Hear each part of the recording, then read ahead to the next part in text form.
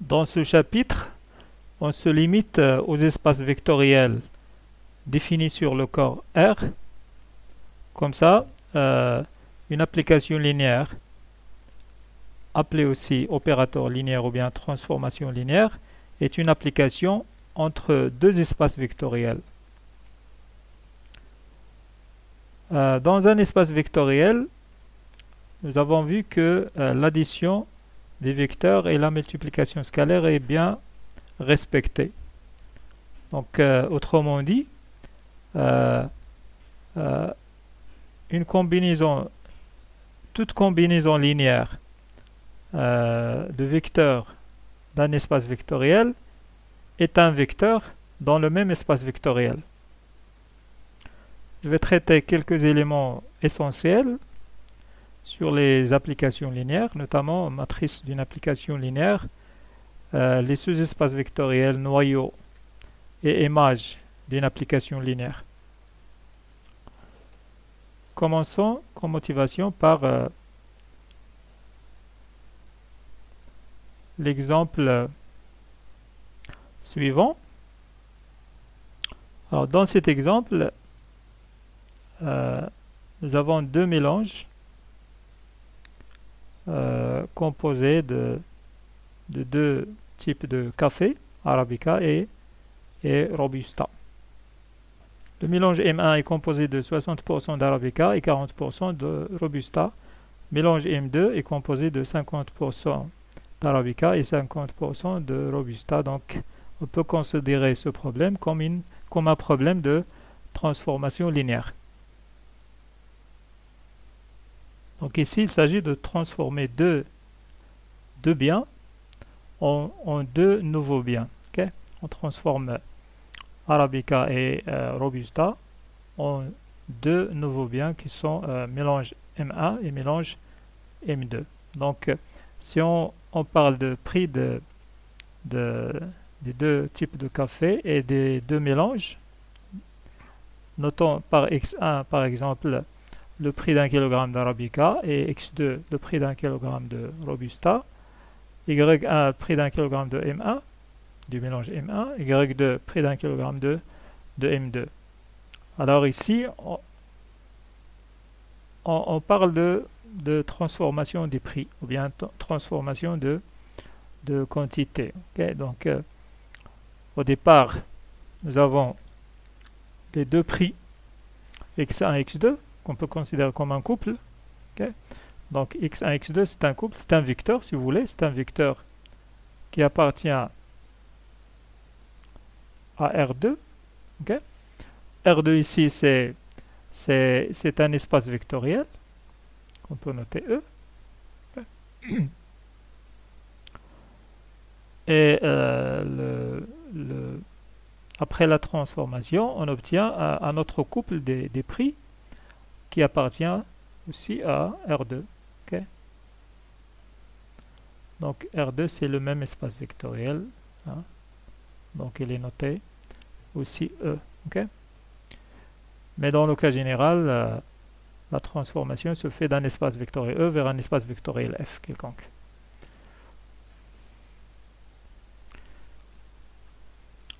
Cette transformation, ou bien cette application linéaire, on peut l'appeler F, qui fait la correspondance entre les deux couples X1, X2 et Y1, Y2. Ou bien qui transforme X1, X2 en Y1, Y2.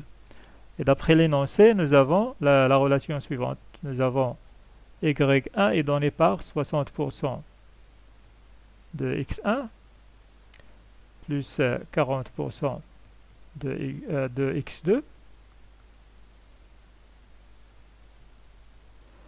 et Y2 est donné par 50% de X1 plus 50% de X2. Alors, on dit ici que Y1 c'est l'image, pardon, Y1, Y2 c'est l'image de X1, X2 par l'application F. Okay? Donc Y1, Y2 c'est F de x1, x2. Okay. Bien, en général, on écrit f, l'image d'un vecteur u égale un vecteur v. Okay. Dans ce cas, le vecteur u, c'est le couple x1, x2. Et le vecteur v, c'est le couple y1, y2. Et bien sûr, l'image, on écrit comme ça, l'image du vecteur x1, x2 égale le vecteur y1, y2. C'est-à-dire 0,6 x1 plus 0,4 x2, virgule, y2 c'est 0,5 x1 plus 0,5 x2. Voilà donc l'image du couple x1, x2 ou bien du vecteur x1, x2 par la fonction, par l'application f. Pardon.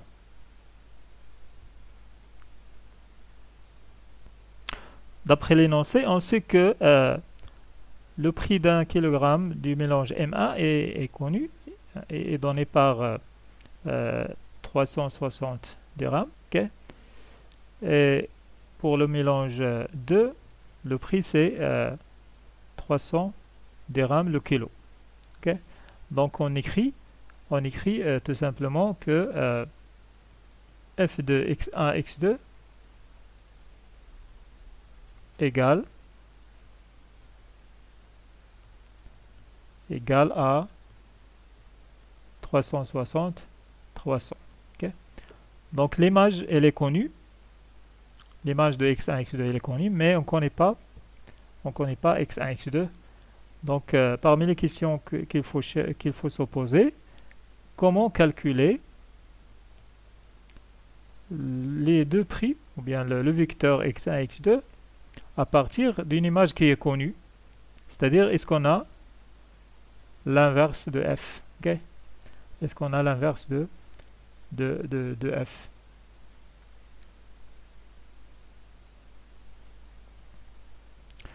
Ou bien le x1, x2 égale l'image inverse du vecteur 360, 300. Alors comme notation, une application f, elle est définie d'un espace vectoriel E vers un espace vectoriel f. Ici, dans ce cas, E égale à f, tel qu'à chaque vecteur x1, x2, on lui associe un autre vecteur de f qui est y1, y2. Okay. Et l'application f, elle est définie par l'expression de y1 et y2, déjà vu. Si f est une application inversible, dans ce cas, on peut définir l'inverse de f vers E, tel qu'à chaque couple y1, y2 de f, on lui associe un couple x1, x2 de E. Alors, une application définie d'un espace vectoriel vers un espace vectoriel est dite linéaire si elle vérifie à la fois les deux conditions suivantes. Quels que soient deux vecteurs de E, de l'ensemble de l'espace de départ, alors l'image de la somme des deux vecteurs est égale à la somme des images des deux vecteurs. Okay. Deuxième condition, quel que soit un réel lambda et quel que soit un vecteur U de E, l'image de la multiplication par le scalaire lambda de U, okay, bien l'image de lambda U égale lambda fois l'image de U. Ces deux conditions, on peut les regrouper en une seule condition, c'est l'image de la combinaison linéaire U plus lambda V, okay, égale l'image de U plus lambda, l'image de V. Donc pour montrer que f est linéaire, il suffit de montrer que f de U plus lambda V égale f de U plus lambda f de V. Okay. Et on a la propriété pour une application linéaire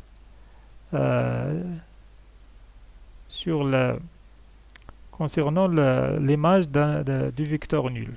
Okay. Pour une application linéaire, l'image du vecteur nul qu'on note 0e, le vecteur nul de l'espace E, égale le vecteur nul de l'espace F. Par exemple, si F est R2, si E est R2, pardon, et F est R3, alors l'image de 0, 0 égale 0, 0, 0. D'une façon générale, pour une application linéaire, on a l'image d'une combinaison linéaire, bien de chaque combinaison linéaire, des vecteurs de E, lambda I, UI, est égale la combinaison linéaire des images. Okay. La somme des lambda I, F2, UI.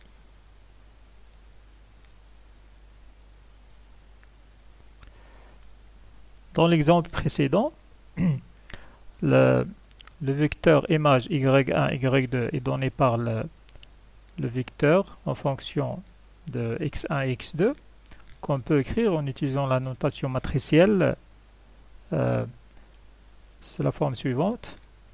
Donc, la matrice du coefficient 0,6, 0,5, coefficient de participation de X1, puis 0,4, 0,5, coefficient de X2, multiplié par X1, X2. Okay. Donc, comme ça, l'application F elle est définie pour chaque X1, X2. On associe Y1, Y2. Okay. Et le couple Y1, Y2, ou bien le vecteur Y1, Y2, il est donné par la transformation matricielle, okay, si vous voulez, A fois X1, X2. Alors, dans ce cas, on dit que A ici, c'est la matrice associée à l'application linéaire F. Okay? Parce que le fait de parler de la transformation linéaire F est semblable à dire qu'il s'agit de la transformation linéaire réalisée par la matrice A. Okay? Parce qu'en appliquant la matrice A au vecteur X1, X2, on obtient le vecteur Y1, Y2. Dans ce cas, la matrice A, elle représente la transformation linéaire considérée ou bien appelée F. On dit que A est la matrice associée à l'application linéaire F relativement aux bases canoniques de E et F. Ici, E et F, ce sont les deux espaces vectoriels. Alors, comme exemple, on peut définir une application linéaire par sa matrice associée. Okay. Donc ici, F est défini de R2 à R3. Et A, c'est une matrice de taille 3 fois 2. Comme ça, on peut calculer l'image, ou bien exprimer l'image d'un vecteur de R2 en utilisant la matrice associée. Donc, le vecteur de départ, c'est XY par exemple. L'image de XY, elle est donnée par F de XY. Donc, on calcule A fois XY. On met XY en colonne. Égale 1, 0, 0, 2, 0, 1 fois XY égale donc 1 fois X plus 0 fois Y c'est X, 0 fois X plus 2 fois Y c'est 2Y, 0 fois X plus 1 fois Y c'est Y. Alors, comme ça on peut dire que l'image du vecteur XY est donnée par le vecteur X2Y, Y.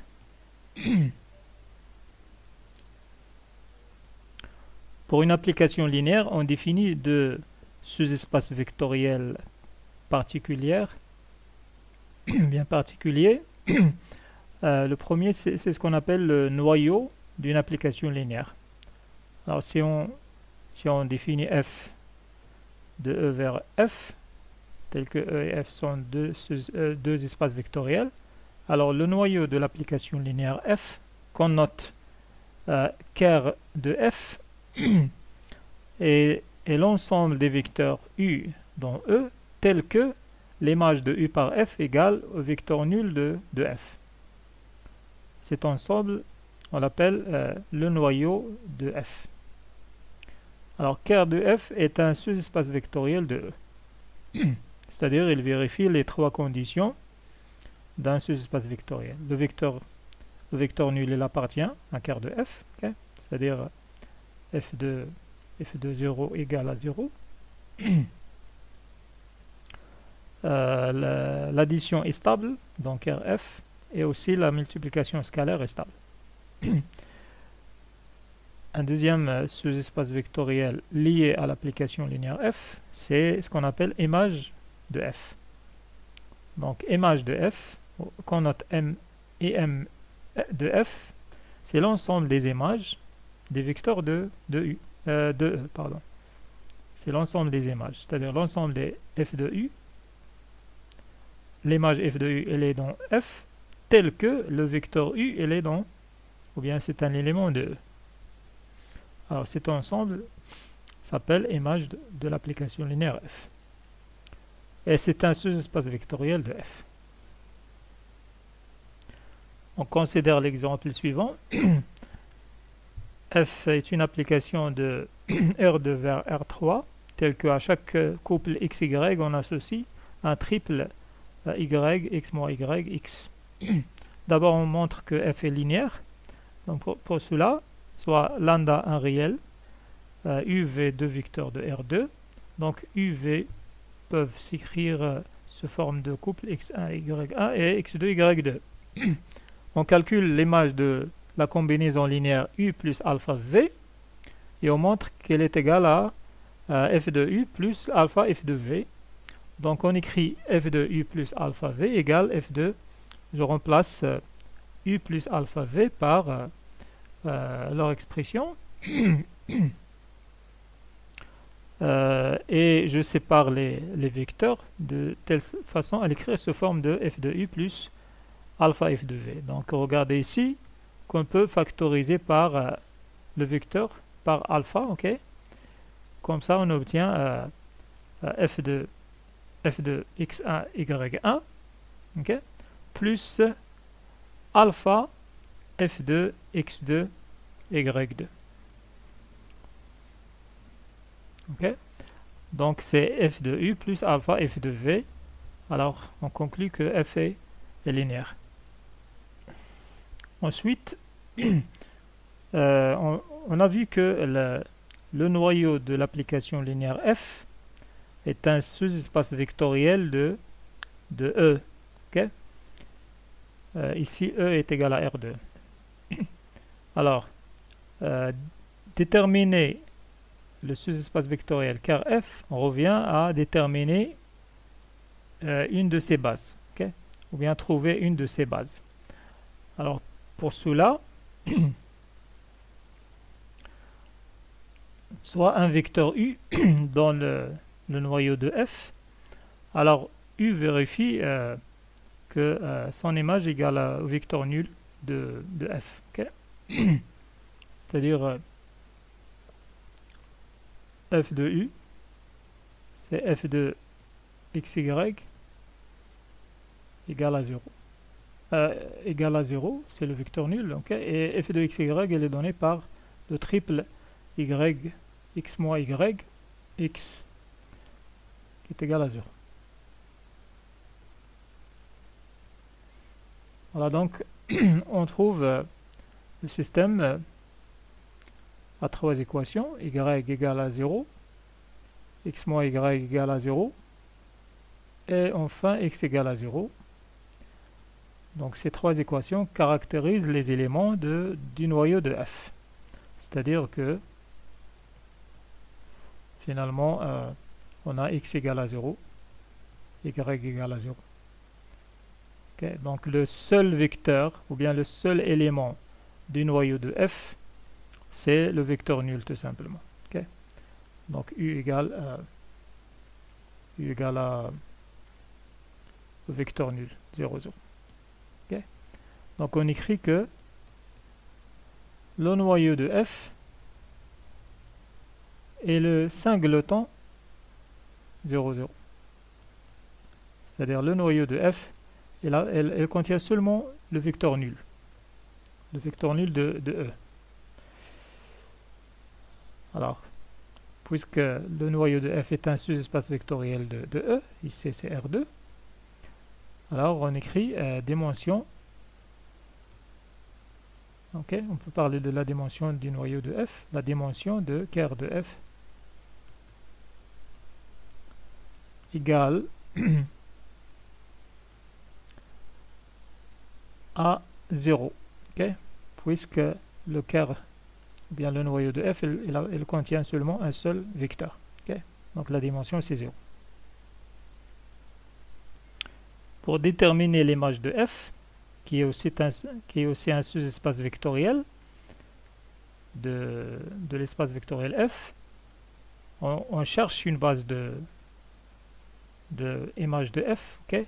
en développant l'image de f de l'image de xy,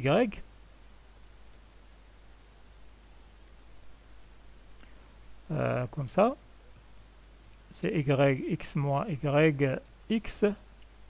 Alors ce vecteur, on peut l'écrire sous la forme y moins y 0 plus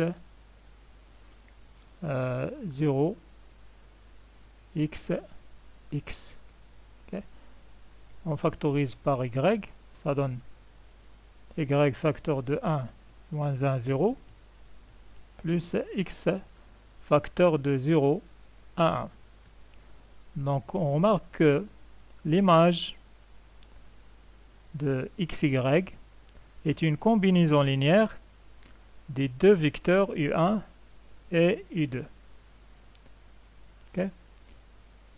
U1 ici c'est 1, moins 1, 0, U2 c'est 0, 1, 1. Okay. Donc toutes les images, ou bien tous les vecteurs de image de f, okay, sont donnés par des combinaisons linéaires des vecteurs U1 et U2. Dans ce cas, on écrit, c'est-à-dire les éléments de image de f, ils sont générés par la famille des vecteurs U1 et U2. Donc on écrit image de f égale à vect U1 U2. Okay. De plus, on montre facilement que U1 U2 est une famille libre,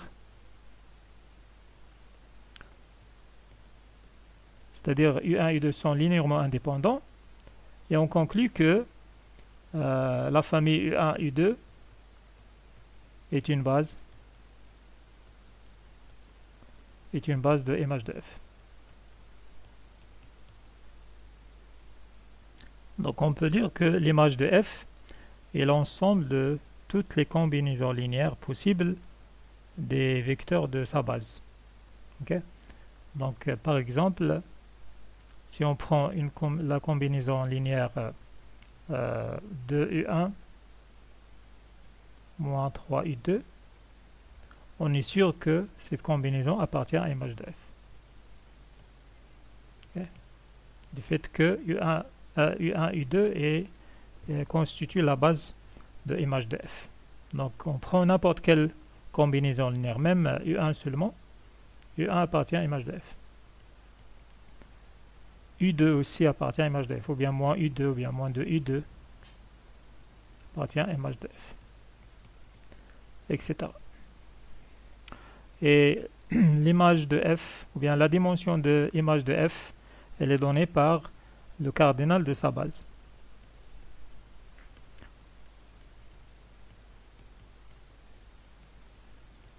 Le cardinal de sa base, dans ce cas le cardinal égale à 2. Okay. Bien sûr, toujours on a l'image de f est inférieure ou égale à la dimension de l'image de f est toujours inférieure ou égale à la dimension de l'ensemble ou bien de l'espace vectoriel f, grand F. Voilà, et on a le résultat général suivant. On a toujours dimension de image de f plus dimension du noyau de l'application linéaire f égale à toujours dimension de l'espace vectoriel E, l'espace de départ. Okay? Toujours on vérifie ce résultat. Dans notre exemple, dimension de l'image de f c'est 2, dimension du noyau de f c'est 0, et dimension de E c'est 2 parce que E c'est R2. Okay? Voilà, donc un cas particulier de l'application f est lorsqu'elle est bijective. Okay? C'est un cas qui est très pratique. Okay? Application linéaire bijective. Dans ce cas, on peut parler de l'inverse, c'est-à-dire on dit que f est inversible. Bien f-1 existe, l'inverse de f existe. Okay? Lorsqu'on cherche des antécédents, donc on applique tout simplement l'application inverse. Voilà donc la fin du chapitre numéro 6. Bon travail.